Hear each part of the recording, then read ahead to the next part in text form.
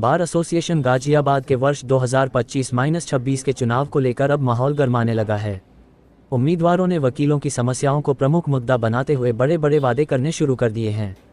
चुनावी प्रचार के दौरान उम्मीदवारों ने बार परिसर में वकीलों की मूलभूत सुविधाओं से जुड़ी कई घोषणाएं की हैं, जिनमें शौचालय की बेहतर व्यवस्था, सुनिश्चित पार्किंग, स्वच्छ पेयजल की उपलब्धता और वकीलों के लिए हेल्थ इंश्योरेंस योजना प्रमुख हैं।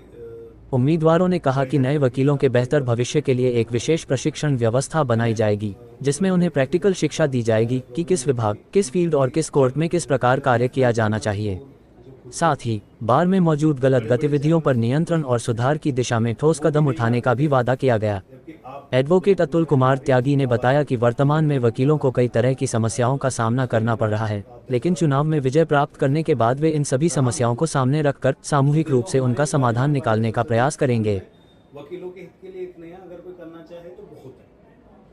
सफाई का मुद्दा, टॉयलेट्स का मुद्दा, महिलाओं के लिए ना बैठने के लिए कहीं सीट और ना कहीं पार्किंग की व्यवस्था, ना कहीं वकीलों के चैम्बर्स, और मान सम्मान तो पिछले कई सालों से बहुत गिरा है। 1-2 सालों से बड़ा समस्या रही है। जहाँ भी कहीं गतिरोध आया तो कई बार वकीलों को बैकफुट पे आना पड़ा जी। अब उसमें कारण क्या है, बाहर की दिक्कतें हैं या किसी वकीलों की समस्याएं हैं, तो बहुत सारी दिक्कतें हैं।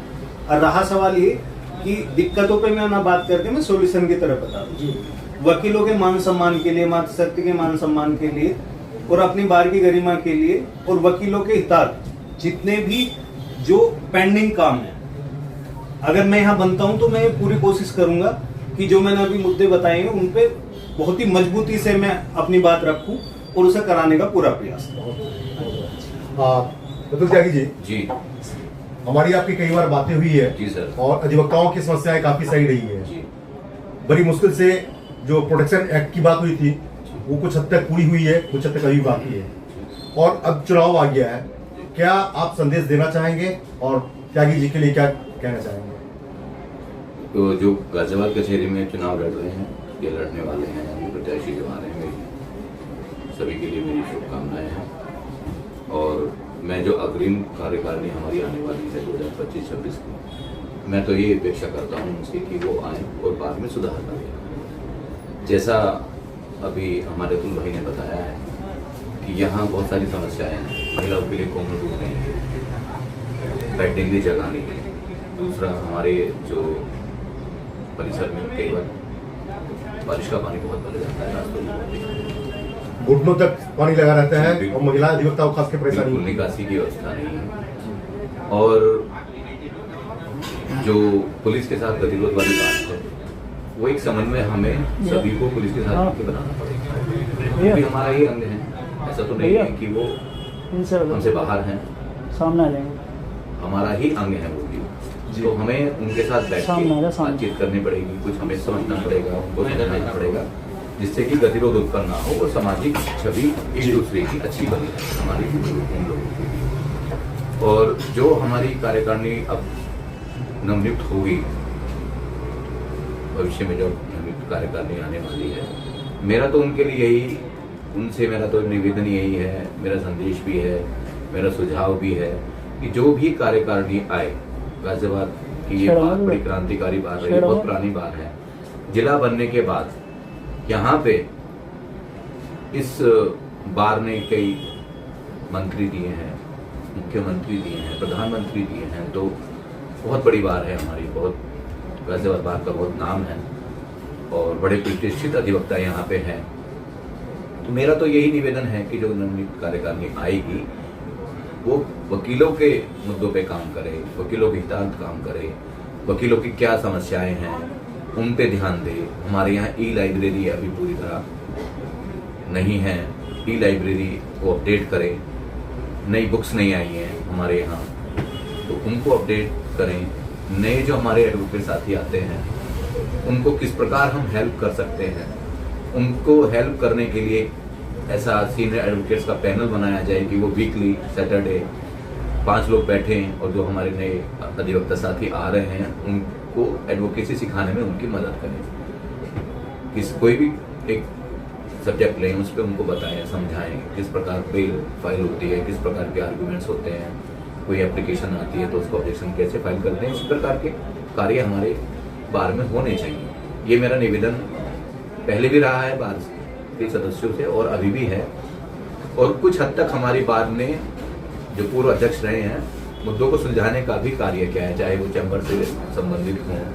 ऐसा नहीं है कि समस्याएं सारी समाप्त हो गई हैं, समस्याएं नहीं आती रहती हैं, उनका निराकरण भी होता रहता है। और अभी वर्तमान में जो समस्याएं हैं वो सबसे ज़्यादा समस्या 2 समस्याएं हैं। एक तो हमारे यहाँ पीने के पानी की व्यवस्था नहीं है। हमें दिल्ली के नज़दीक होकर ये बात कहनी पड़ती है कि हमारे यहाँ पीने के पानी की व्यवस्था नहीं है, जो एक गंभीर मुद्दा है। दूसरा टॉयलेट्स, हमारे यहाँ टॉयलेट्स की व्यवस्था नहीं है। जो टॉयलेट है उसकी भी साफ सफाई नहीं होती, उसकी कोई साफ सफाई नहीं होती है। यहाँ तो छोड़िए आप, कचहरी परिसर में, ये तो हमारे अंदर आता है, बाहर का एरिया तो हम बाहर के लिए बोल रहे हैं, लेकिन जो कचहरी परिसर है हमारा, न्यायालय हम बोलते हैं, उसके अंदर जो टॉयलेट्स बने हैं वहाँ की कोई सफाई व्यवस्था नहीं है। वहाँ आप जाके देखेंगे वहाँ भी बहुत खराब स्थिति में है, टॉयलेट्स टूटे हुए हैं, किसी की टंकी लोग ले जा चुके हैं, कोई व्यवस्था नहीं है। तीसरी एक समस्या और है पानी की निकासी। बरसात में आप यहाँ से निकल नहीं सकते, बड़ा मुश्किल होता है कोर्ट तक पहुँचना। तो अभी हमारे एजेएम महोदय आए थे, उनके समक्ष एक सुझाव रखा गया, अध्यक्ष महोदय थे, सचिव महोदय थे और हमारे साथी भी थे वहाँ। तो एक सुझाव रखा गया कि एक मेन रास्ते पे उसको कवर अप कराया जाए।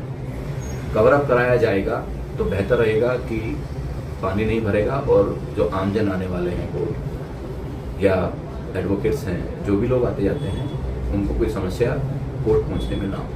धन्यवाद। त्यागी जी, जीत तो आपकी वैसे ही, आप मेहनत काफी दिन से कर रहे हैं, लोगों का आशीर्वाद भी आपके साथ है, साथ भी है।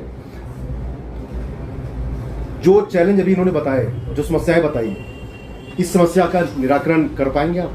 निराकरण की पूर्ण रूप से मैं कोशिश करूंगा और प्रत्येक बार के मेंबर्स से, चाहे वो वरिष्ठ हैं, कनिष्ठ हैं या महिला अधिवक्ता, ऐसा नहीं है कि हम मैं तो खुद को भी बोलूंगा, ऐसा नहीं है कि किसी को चुन के और केवल छोड़ दिया जाए उनके हाल पे कि समस्या झूठे वादे किए, सच्चे वादे किए आधे, उनमें से 2-4% पूरे किए और 95% उन वादों का ये नहीं पता कि वादे थे भी मैनिफेस्टो में नहीं थे।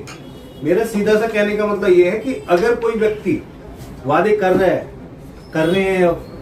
सचिव, अध्यक्ष और समस्त बार की कार्यकारिणी, चाहे उसमें वरिष्ठ उपाध्यक्ष हो, कनिष्ठ हो, XYZ कोई भी, उनको याद दिलाने का कार्य है। अगर कोई भूलता है, इवन अगर मैं कोई प्रोमिस कर रहा हूं तो उसको याद दिलाने का भी, पहली बात तो मेरा नैतिक दायित्व है, लीगल ड्यूटी है, लेकिन अगर मैं अपने दायित्व को नहीं निभा रहा तो मेरे बार के प्रत्येक मेंबर से ये गुजारिश है कि अगर मैं भी चुन के आता हूं, अगर मैं उस चीजों को नहीं कर रहा हूं तो उस बार के अध्यक्ष, सचिव और इंक्लूडिंग मी उसको याद दिलाए, उनको प्रॉपर 1 साल के लिए भूले ना कि बना दिए और छोड़ दिए।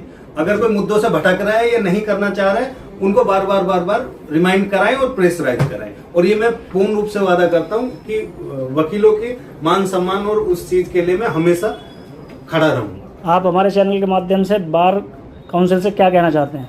बार काउंसिल से मैं ये निवेदन करना चाहता हूं, जैसे दिल्ली में एक स्कीम है वकीलों की, सबसे पहले तो प्रोटेक्शन एक्ट, दिल्ली में नहीं मैं कह रहा हूं, एक मेडिक्लेम की पॉलिसी हो, एटलीस्ट जो वकील अगर बीमार होते हैं तो उनके लिए एक 5-10 लाख रुपए की मिनिमम एक मेडिक्लेम पॉलिसी होनी चाहिए, ताकि बंदा कोई फाइनेंशियली क्राइसिस के समय कोई दिक्कतें ना हो। क्योंकि वकील एक ऐसी वो है समाज जो हादसे पे खड़े हुए हर एक व्यक्ति का वो करता है, तो अगर उनकी कोई फैमिली में समस्या आती है, वो बीमार होते हैं, उनके लिए एटलीस्ट एक वो हो।